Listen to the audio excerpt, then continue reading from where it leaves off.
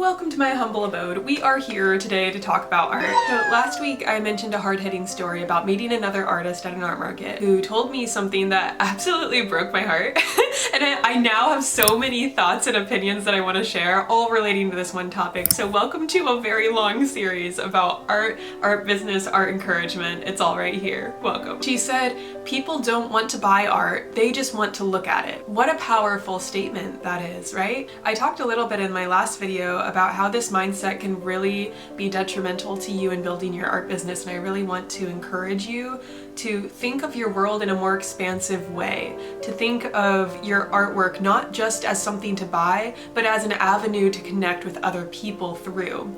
I received a comment on the video. It brought up a really good point. Let me pull up the comment real fast. I'll read it to you. The comment said, what if this person is saying no one wants to buy my art? So first thing I want to start with is that I am a huge believer in our words have power, and we need to be very careful about the power that we give our words when we talk to ourselves and to others. What you assume to be true about the world and about yourself becomes a self-fulfilling prophecy. And if you have a hard time believing in yourself right now, I get it. I have been there. I just want to invite you to absorb the vibes with me. I think that you can actually do this because I genuinely believe that people do want to buy your art. They just don't know it yet. Now, Jen, you might be thinking, that's all fine and good to say just as an exercise or to be fiddling around in your own Delulu vibes, but what do you actually do to make that statement become true? Mindset first, actions later. Last video is mindset, this video is actions. Here's a powerful marketing technique that I implemented in my own art business to go from $0 sale days, like every day of the summer, to making $200, $500, $900 per art market on Saturday mornings.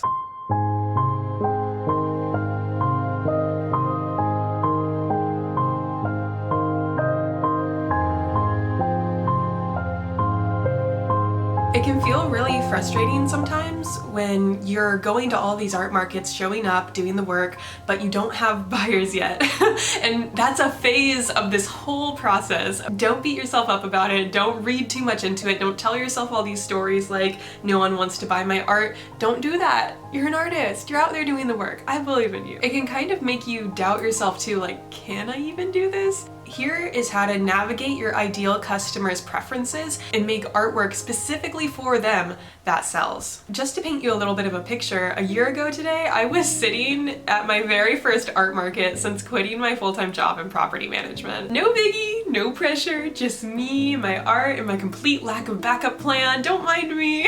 I had brought so much art with me because this was before I established my new style and branding, painting the small joys in life. For that entire first year, I made like almost nothing at every single art market that I went to. If I was lucky, I'd make around like 30 or 50 bucks. But I was out there every week just showing up. I did not let it discourage me, and I said, I'm gonna figure this out. After implementing this marketing strategy, I started to make anywhere from $200 to $500, and then over Christmas like $900 to $1,000 in one day at an art market. It's allowed art markets to become more of a sustainable income source for me. If I had quit 6 months into that, I might have quit believing that this just isn't for me and no one wants to buy my art. One thing that gets me about that statement, and I don't mean to make light if this is something that you actually believe, but you can make any kind of art that you want to make. Now, there's different kinds of artists in the world, and I'm gonna make a completely separate video about like different kinds of artists because I have so many thoughts to say. But for me, I've always felt like art is just a way for me to connect with people, and I don't mind like changing a little bit about how I make art if it causes that connection to be greater. The people who make it in this business are the people who are persistent and who keep at it, who don't let things deter them. A really helpful quote for me when I was struggling with the question of what if no one wants to buy my art was, you have to become undeniable. If someone tells you no, or if you get signs from the universe saying like, I don't know about this one, you just have to say, this is mine, dang it, and I'm gonna take it, I don't care what anybody says. And that's just some more mindset stuff, because I really do think mindset is key. You gotta have that first in order to actually reach your goals in a way that's sustainable. But now let's move on to some marketing. Number one marketing takeaway is that people buy art because they relate to it. They see a piece of themselves out there in the world and they have to take it home with them. Buying is an emotional experience. They are not taking home a canvas because they like the color. They are taking it home because it creates an emotional response inside them that helps them reflect on their own life, learn more about themselves, even if they don't know it, even if they don't consciously like have that experience and know that's what it is. That's what's going on when someone makes a purchasing decision for art. See, people spend money based on instinct and gut reactions. To create artwork that sells oftentimes means creating artwork that elicits that emotional response. When I was at my very first art market, the very first person that approached my booth, I was like, hey, welcome, let me know if you have any questions. And they said, I'm still trying to figure out what this is. And like, don't take it personally. All is fair in love and art, I guess. I didn't realize it back then, but what he was trying to say in saying that was, I don't know what this means or how it relates to me. That is a failure on the seller's part to clearly deliver the value statement, to tell them what this means and to tell them why they need it. A lot of times artists are very tempted to just put their artwork up for sale and say, hopefully someone sees this, gets it, and wants it. What I find to be more the case is the more you can talk about yourself, the more you're going to get that sale. I would be remiss to say that when people come up and talk to me about my artwork and I tell them the backstory about certain pieces, instantly they want to take it home now. I go to art markets all the time, and so I'm constantly seeing other artists' booths, and I'm also always tempted to buy all of their art because I want it all. and I just want to tell you this story because I feel like this perfectly illustrates the point of emotional buying. There was this one time I went up to this booth and I intentionally told myself, I am not going to buy anything. I've spent too much money this week and I cannot spend any more monies and I don't want to buy anything. I'm just here to look. And I said that to myself like a mantra several times as I was looking at this girl's art booth, and then I saw it. I saw a sticker and it said, art school ruined my life. And the second I saw that sticker, I had this emotional flashback to my time in art school and all of these like convoluted, like confusing emotions I had about art school, because art school's a beast. Art school is crazy. Comment your craziest experience about art school below because I want to hear all about it. But I had this whole emotional experience in response to this image on a sticker. And I immediately bought it. I said, I gotta take this home. This is mine now. And honestly, I forget where I put it at this point. But in that moment, there was nothing that could stop me from taking that home. I don't care if it was $5, $10, $20, I wanted that sticker because it made me have this response. It made me feel connected to the world again when I saw it. And that seems like kind of dramatic to say, but I genuinely believe that that is the experience people have when they purchase art subconsciously, even if they don't realize it. And when that happened to me, I said to myself, this is what I need to be aiming for every single time I paint. I want someone to look at my artwork that makes them go, that's me. What a powerful form of connection. The community that's fostered through artwork, how we feel less alone when we can say, I'm just like you and you're just like me. And that became my goal. From then on, every single market that I went to, I paid very close attention. Here's the marketing strategy. So if you tuned out, then listen into a story, tune back in because this is the strategy here. I paid very close attention. Every single market I went to from that point on, which pieces people looked at or didn't look at, which pieces people commented on, and which pieces people purchased. If people didn't even look at something and it never got any attention at all, it's off my table. I'm not bringing it next time. If people commented on it, but they didn't buy it, I would be like, okay, I'll let you hang out for a little bit. And if people purchased it, I would go home and I would make more artwork just like that one to bring to my next art market. See, I wanted every single piece on my table to be something that my ideal collector would relate to, would love, and would want to bring home because it brought them joy, peace, and connection. My gallery wall started to like slowly shift and morph into a new congruent style that I use today. In a way, it felt like I was having a conversation with my audience and doing this. When they liked something, I would ask myself like, what exactly did they like about this? What exactly stood out to them? And I would try to make more of it. I asked myself what kind of stories that I could tell about this subject. How can I push this a little bit further? How can I try to like harvest the magic from inside of it and sprinkle it into new areas. What else might they like? What I love about this process is that it's all about community. It's this response to desire, giving people more of what they love that just so happens to coincide with what I love to make. There's two ways that this strategy can go wrong. I don't know if you've thought of these things as I was talking, like, well, what if, here are the what ifs, and here's how to do it right and how it can go wrong.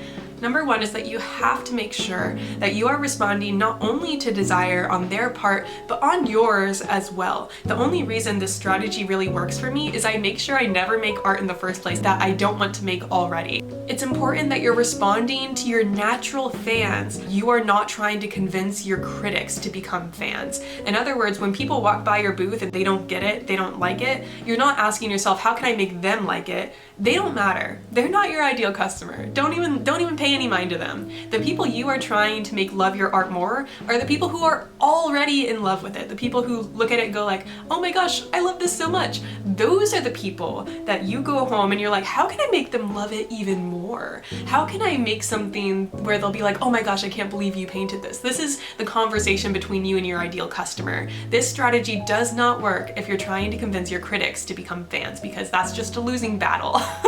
And also, like, that would probably like hurt your heart, and I don't want that for you. Number two is that where you go matters a lot. And so if you are making artwork that you truly love and that you don't want to adjust or change, then there's a good chance that your community lies elsewhere. It might be time to travel and find where your community might be. You would be really surprised at the different kinds of people that hang out within the same town in different areas. I was in my same town here.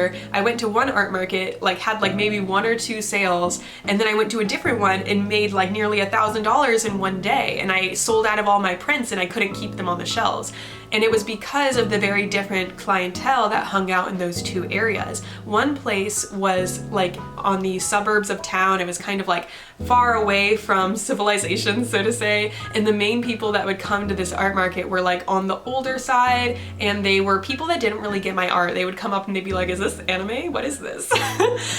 In the second art market were younger demographic. It was at a coffee shop. It was woman-owned, LGBT-owned. And so the people who were attracted to that audience were also attracted to my artwork. And so if you love the work that you're making and you're not seeing the response that you want to see, I would ask yourself, where else could you go? Specifically, that's in great opposition to what you're already doing. If you're not getting a good result here, what's the opposite you could do? And try that. Go somewhere else instead. It has always made sense to me to use my artwork as a form of connection between me and my ideal community. I'd like to think that a lot of artists are like that. And yet, despite like this community sense that inevitably happens, because when someone purchases artwork, that's a strengthening of the community between you and your audience. And yet, despite this factor, there happens to be like a huge misconception that artists have to be like this island that is separate from the rest of the world, and they make artwork in their little basement and in the darkness, and they're like toiling away, and they're like, I'm so tortured and nobody wants my art. And then the person comes by, they're like, oh my gosh, the tortured artist, I want their art. Why is that a thing? There's this famous excerpt by someone called Rilke, I believe. Let me see if I can find it. But it talks about how an artist must create in solitude. Let me find it.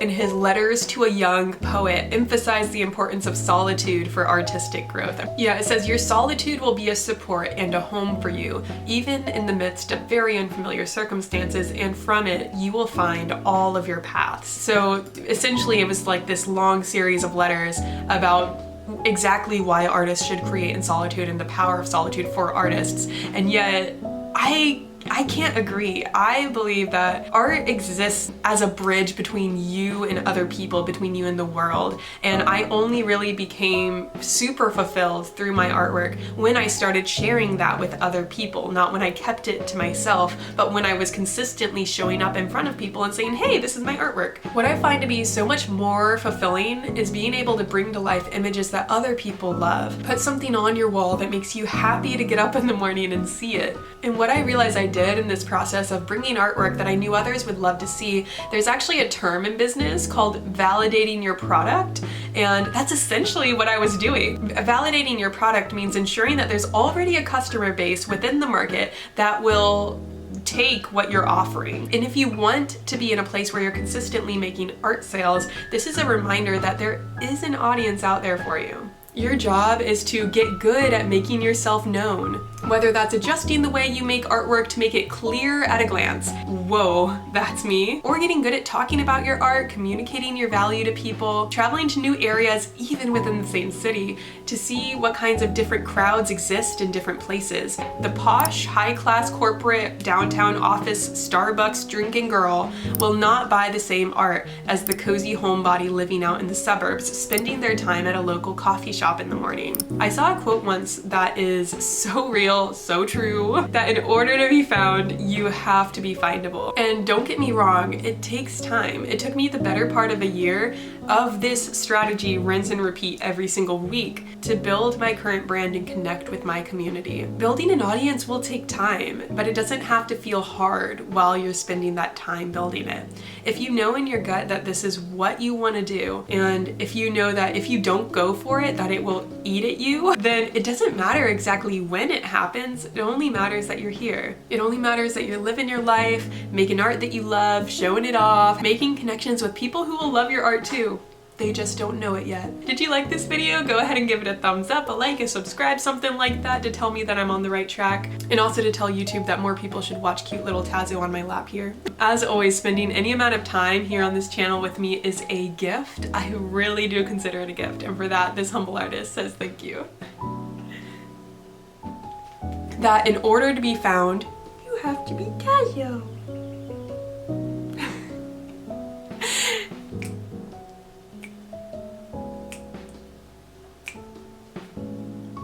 I'm waiting for you to subscribe. I'm not going to leave until you do. I'm going to sneeze. Oh man.